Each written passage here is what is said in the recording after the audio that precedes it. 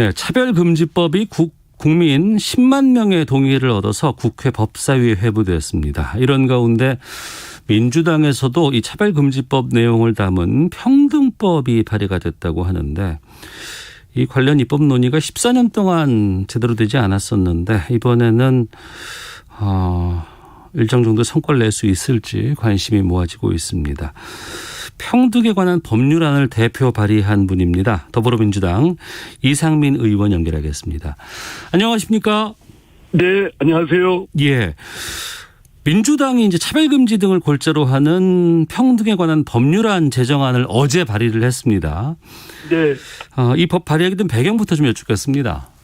예, 우리 사회 곳곳에 그 부당한 차별적 그런 요소들이 적지 않고요. 심지어는 혐오적인 그러한 부분도 있고 또 한편 양극화가 곳곳에 사회 부분 전방위적으로 심화되고 있기 때문에 네. 이를 극복하고 해소해야 될 필요성은 큽니다. 그래서 일반적 법규범으로서의 법 제정이 필요한데 네. 그동안 말씀하셨듯이 성소수자 문제를 들먹이면서 이 법을 반대하는 건 물론이고 방해하고 발의조차를 무산시키는 일부 세력 때문에 지금까지 제대로 안 되고 있었다. 그래서 오히려 그러한 상황이 이 법 제정을 더 빨리 해야 될 필요성을 부각시킨다고 해서 법안을 발의하게 되었습니다. 네, 이거 제정해달라는 국회 국민동의 청원에 동의자 10만 명을 넘겼습니다. 앞서서 일부 세력이라고 말씀하셨습니다만 이 차별금지법, 평등법 관련된 여론이라든가 공감대는 어느 정도라고 판단하세요? 예, 많은 대다수의 국민들이 이 법 제정이 필요하다고 공감하고 또 제정을 할 것을 요구를 하시고 또 한편 반대하고 방해하는 심지어 근거도 없이 왜곡하고 하는 그 반대 세력도 상당히 좀 있는 걸로 파악됩니다. 그래서 그런 찬반 의견을 포함해서 네. 치열한 좀 사회적 공론화를 법안 심의에 있어서 거칠 생각입니다. 네. 그동안 차별금지법으로 우리가 부르곤 했습니다만 이번에 발의하신 법은 평등에 관한 법률안 이렇게 좀 이름이 바뀐 것 같은데 네네. 어떤 내용들이 들어가 있는지 좀 소개해 주신다면요. 예, 법안 이름만 바뀐 게 아니고 구조적인 측면이 바뀌었습니다. 종전에 그 부당한 차별금지는 물론이고 실질적 평등을 적극적으로 이루기 위한 그런 내용의 법이기 때문에 네. 법안으로 이름을 졌고요. 네. 또 종전에 그 정의당 안이나 인권이 권고하는 4개의 영역에 한정해 있었는데 네. 그 4개의 영역을 포함한 모든 영역에 부당한 차별이 없도록 또 실질적 평등이 이루어지도록 그렇게 정했습니다. 네. 세 번째로는 그 인공지능이나 빅데이터 또는 메타버스 같은 디지털 영역에도 동일하게 적용되도록 했고요. 다만 이제 다른 법안에 있던 형사처벌 조항은 뺐습니다. 대신 징벌적 손해배상 제도를 도입을 했고요. 네. 그리고 이제 주요한 내용은 그런 차별적 요소나 실질적 평등을 위한 기본계획을 5년마다 그리고 시행계획을 1년마다 그리고 매년 그 점검을 입법부, 사법부, 행정부, 지방자치단체가 하도록 그 책무를 주었습니다. 네. 조금 전에 그 말씀하셨잖아요. 처벌은 뺐고 다만 이 징벌적 손해배상을 넣었다고 하셨는데 이게 어떤 차이가 있고 어떤 의미입니까? 예, 이 법이 그 일반적이고 포괄적인 법이 되다 보니까 네. 이를 형사처벌 조항을 넣었을 경우에 우리 헌법에 있는 재형법정주의 명확성의 원칙에 상충될 부딪힐 위험이 있습니다. 그러다 보면 그 조항의 그 위헌 논란 때문에 네. 오히려 이 법의 제정이 오히려 발목 잡힐 우려가 있기 때문에 전략적으로 그거는 그 논의는 뒤로 미루고 일단 이 법의 주요 골간이 통과되는 게 좋겠다. 이런 전략적 고려 때문에 뺐습니다. 네. 이거 좀 여쭤볼게요. 그 국가인권위원회가 이제 평등법 제정하라라는 제안도 많이 냈었는데 지난해 내용을 보면은 그 차별적인 인사를 단행한 사업주 여기에 대한 책임을 담아라 이렇게 되어 있다고는 하는데 이 부분이 민주당 법안은 빠졌다고 하던데 이거 확인 좀 부탁드리겠습니다. 네, 지금 말씀하신 형사처벌 조항의 차별적 요소를 이제기한 자를 불이익한 인사 조치한 사업주에 대해서 형사 책임을 묻도록 한 그 조항이 하나 있었습니다. 네. 그것이 재형법정주의의 명확성 원칙에 자칫 그 논란을 더 증폭시킬 우려가 있기 때문에 이 법 제정의 신속한 추진을 위해서는 전략적 고려 때문에 뺐습니다. 그러나 심의 과정에 만약 필요하고 별 문제가 없다고 하면 그건 다시 포함시킬 수 있다고 생각됩니다. 네. 초반에 말씀해 주셨습니다만 지난 14년 동안 차별금지 관련된 법안이 8차례나 발의가 됐지만 국회 문턱을 전혀 넘지를 못했었거든요. 근데 그 상황들을 이렇게 보니까 이제 보수 쪽이라든가 특히 이제 기독교계의 반대가 컸다고 합니다. 전반적인 내용들은 다 동의가 되는데 특히 성 정체성 같은 거 관련해서 이 차별금지법이 제정이 되면 종교의 자유를 침해하고 동성애 장려한다. 동성애 보호법이자 동성애 반대자 처벌법으로 차별을 조장하는 차별조장법에 불과하다. 이런 반대 의견을 냈다고 하는데 여기에 대해서는 어떤 입장이신지요? 기독교 정부가 그러는 것이 아니고 일부 아주 완강한 그룹이 있습니다. 그분 중에는 또 전혀 터무니없는 잘못된 정보에 그렇게 입력이 되셔가지고 전혀 문제 근거 없이 허위나 왜곡 또는 과장된 그런 거에 의존한 분들도 적지 않은데요. 지금 말씀했듯이 처벌 조항 같은 건 다 뺐습니다. 그렇기 때문에 뭐 종교의 자유를 침해하거나 반대자, 동성애 반대자를 처벌한다는 건 근거 자체가 없는 것이고요.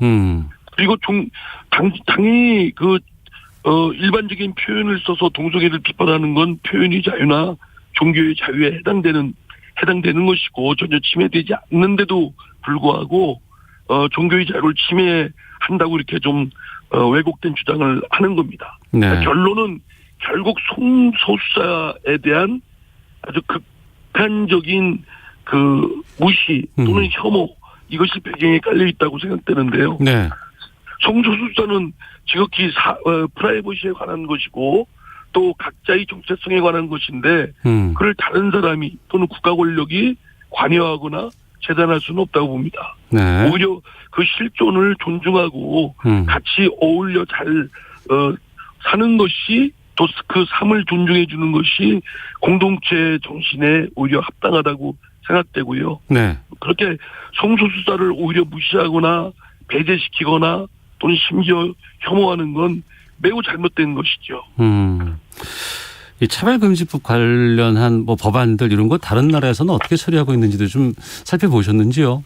예, 이미 시행한 국가의 대사님들도 만나 뵈고 그러면요. 그 나라에서도 그 평등법 또는 차별금지법을 제정할 때 완강히 반대하는 그룹들이 있답니다. 그런데도 불구하고 결국 이 법 평등법 또는 차별금지법이 제정이 되면 그 전과 후가 확연히 차이가 날 정도로 사회의 차별적 요소가 개선되고 또 평등을 구현하는 제도적 장치가 상당히 진전을 이루기 때문에 평등법 제정을 한국도 빨리 서둘러 하라라는 강력한 권고를 이미 시행하는 나라의 대사님들께서 말씀을 저희들한테 해주십니다.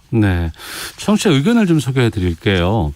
5754님께서 차별은 당연히 하지 말아야 하죠. 하지만 지금의 법 체계에서도 충분히 걸러낼 수 있는데 구태여 법을 새로 제정해서 범죄인을 양산하려는 건 아닌가요? 굉장한 역차별입니다라고 의견 주셨는데 어떤 말씀하시겠습니까? 그것도 오해 잘못된 견해이신데요. 지금 남녀고용평등법이나 장애인 차별금지법이 있습니다.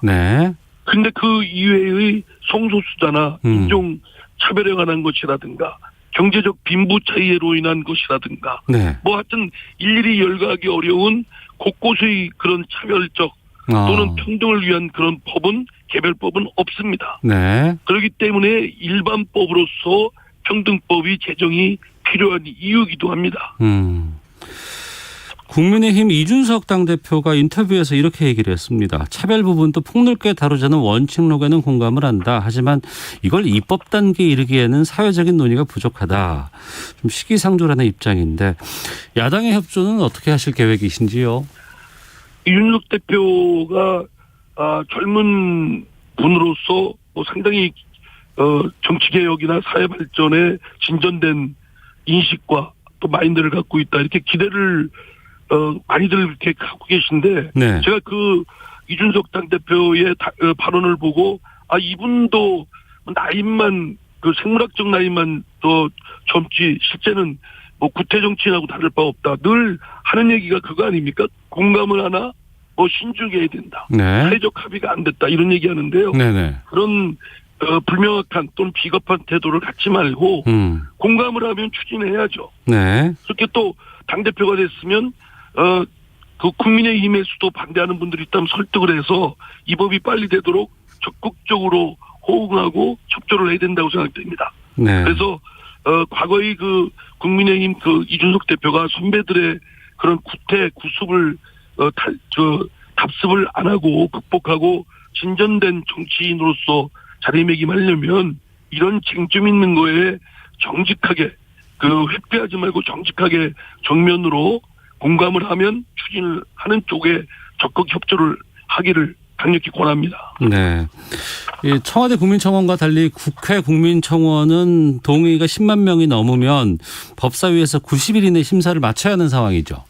네, 그렇습니다. 이번에 대표 발의하신 법도 함께 이 자리에서 좀 논의가 되지 않을까 하는데 앞으로 이 일정 같은 것들은 어떻게 진행되는 겁니까? 네, 법사위에서 안건이 상정되면 네. 전체회의에서 이제 공청회도 해야 될 것이고요. 또 치열한 논쟁이 이제 붙어야 되겠죠. 그래서 이 법안에 문제를 제기하는 분들에 대해서는 이런 것들이 여실하게 한번 논쟁을 통해서 사회적 공론화를 통해서 지금까지 왜곡되고 과장되고 오류가 있는 부분에 대해서는 좀 그대로 드러나서 네네. 이 법이 제정에 국민적 사회적 에너지가 모아지기를 기대합니다. 네, 청취자 여러분들께서도 뭐 동의하시는 분들도 계시지만 이제 이런 부분들을 계속해서 좀 지적해 주시는데 9124님은 차별금지 명분으로 동성애를 옹호하는 조항까지 끼워 넣어서는 안 될 것 같습니다. 4563님. 성소수자 존중하지만 불편한 분들의 의견은 존중 안 하는지요라고 이쪽에 대해서 좀 얘기가 많이 나오네요. 그러니까 동성애를 우대하거나 동성애를 더 특혜를 주는 조항은 아무것도 없습니다. 그러니까 부당한 차별, 동성애자라고 해서 부당한 차별을 해서는 안 된다는 건 당연한 거 아니겠습니까? 네. 또 사회 곳곳에 있는 불평등을 해소하는 노력을 해야 되는 것은 우리 사회에 이미 합의된 명제입니다. 그렇기 때문에 동성애를 조장한다든가 또는 특혜를 준다든가 이런 건 전혀 없습니다. 네, 알겠습니다. 공청회 통해서 이런 부분들을 많이 좀 알려주시면 더욱더 효과가 있지 않을까 생각이 드네요. 네, 그렇게 하겠습니다. 예, 이상민 의원님 오랜만에 연결해서 저희가 또 정치 현안도 좀 여쭤볼까 합니다. 그동안 당 내에서 또 여러 가지 쓴소리도 많이 해 주신 것으로 제가 알고 있는데 4.7 지난 보궐선거 이후에 당 상황은 어떻게 보고 계시는지 또 국민의힘의 약진도 좀 두드러진 상황이 왔었거든요. 어떻게 판단하십니까? 예, 지난 4.7 재보궐선거에 참패를 받은 것이고 그게 갑자기 나온 것이 아니라 누적된 더불어민주당이나 문재인 정부에 대한 그 부조리, 결함 이거에 대한 심판이라고 생각되고요. 네. 그렇기 때문에 혁명적 변화와 쇄신을 민주당과 문재인 대통령, 정부는 해야 됩니다. 그런데 지금 그 이후 한 2개월 동안 지지부진하고 지적거리고 있는데요. 그 사이에 이제 이준석 돌풍이 불어서 한 번 더 충격을 줬다고 생각됩니다. 네. 이제 더 충격받을 그 여유분도 없고요. 이제는 벼랑 밖에 몰릴 위기입니다. 네.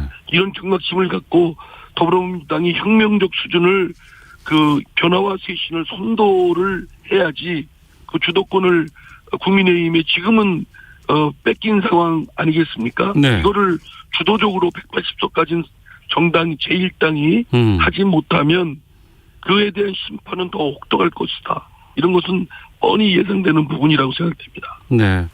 아무래도 가장 중요한 것은 내년 3월 9일 이제 대선 아니겠습니까? 네네.